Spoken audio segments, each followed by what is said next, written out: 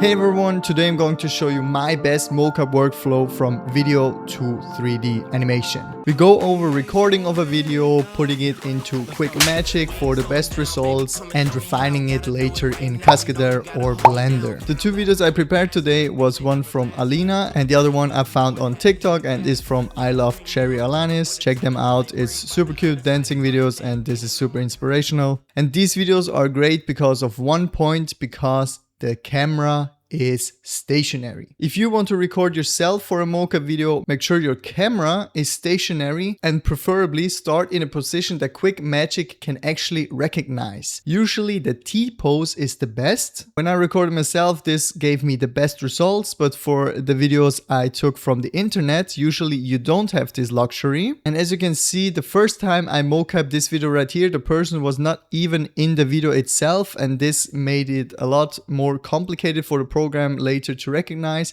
It still did a quite good job, but I did it again where I cropped the video where she already is in the frame and has her arms on the side, the leg are a little bit overlaying, but the program still recognized this, and this gave me a much better and cleaner result right from the start. And for the other video, as you can see, this position is also not really suitable. So when I started the first few frames, it got super laggy, but then it fixed itself after a few frames. But I think if I started in a much opener position, in a more T-pose position, you would have get even better results. I wanted to see how good QuickMagic recognizes turning motions. And as you can see, this is unbelievable. Look at this.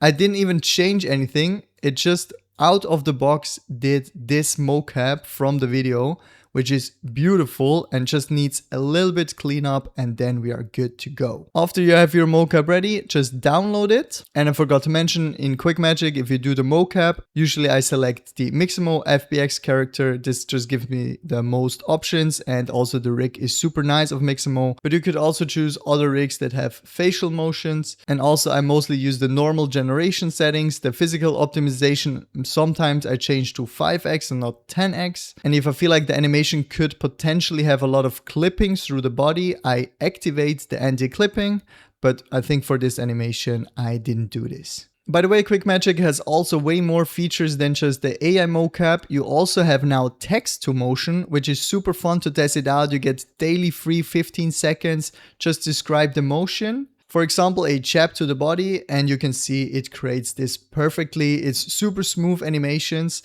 no chittering as you can expect, because it's just text and it doesn't have to recognize the motion from a video. It still has some limitations, but for easy movements, for example, for picking up an object on the floor, we have super clean movements and also some secondary motions of the arms, and it doesn't look stiff. This can be super helpful for some animations for your games maybe, or also background characters in your animations. So make sure to test it out. You get free credits to test everything out. Also the text to motions right now is 15 seconds free per day. If you want to sign up, just click the link in the description and you're ready to go. And for the easiest and fastest method, we will going to use Cascadeur. So first of all, we're just going to import it, add a new animation and object and import it. If you have done this in Cascadeur itself, it usually recognizes the Mixamo rig and you can just quick rig it and do the auto rig, and it does a really great job and imports everything ready for you to manipulate and edit. All right, if everything is loaded in the scene, we can see it's already working quite good. But here are some tips I just picked up on the way when I tried to clean up the mocap. To be fair, I'm not a professional animator. I just watched a few videos, but these really helped me. The first step usually is pick the sequence you really want to use. So in my case, it's about frame 220, and everything before I don't need. So you can left click and drag over the keyframes you don't want, and then press Alt F, and this will delete all the keyframes before. Then we can select the part we actually want to use, and with the middle mouse button clicked, you can drag it all the way back to the first frame. And there we have a clean setup we can start working with. The first thing you can usually do is unbake the animation with this button right here. It just tries to clean up the animation already with lesser keyframes, so it's easier to edit. So just press this and wait until it's unbaked. Sometimes it makes the animation worse. That was for my second video. So I didn't do it for the second video, did all the other steps I do after as well. But if you can do the animation unbaking and nothing really changes, do it because it's really good practice. All right, after it is unbaked, we have a lot of random keyframes in here. That's good, that's fine. So this just means we don't have a keyframe on every frame, and it's split it up in a few sections. Now, one thing Cascadeur is really good at is recognizing where the feet are on the ground.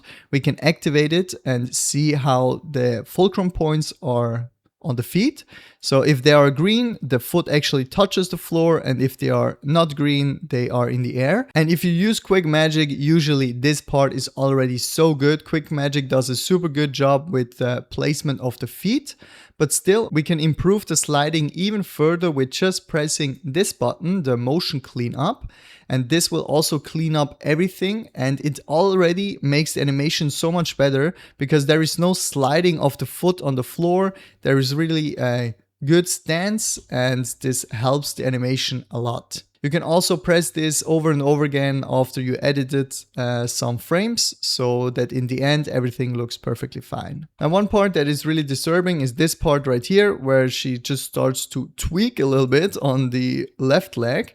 So this is no problem. We can just select the keyframes that we don't want that causing these wiggles.